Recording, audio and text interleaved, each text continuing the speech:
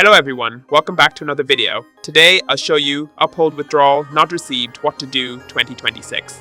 You can also use the steps in this video to quickly troubleshoot delayed withdrawals and understand what might be causing the issue. If my Uphold Withdrawal is not received in 2026, I first check the withdrawal status inside the Uphold app to see whether the transaction is pending, processing, completed, or failed. Then I verify that the wallet address, blockchain network, or bank details I entered were correct before sending the withdrawal. For crypto withdrawals, I can open the blockchain transaction ID to track confirmations directly on the Network Explorer and confirm whether the transfer has already been processed. If the withdrawal is delayed, I also check for possible network congestion, bank processing times, compliance reviews, or temporary account restrictions that may slow things down. In some cases, crypto withdrawals may require additional confirmations before the funds appear in the destination wallet.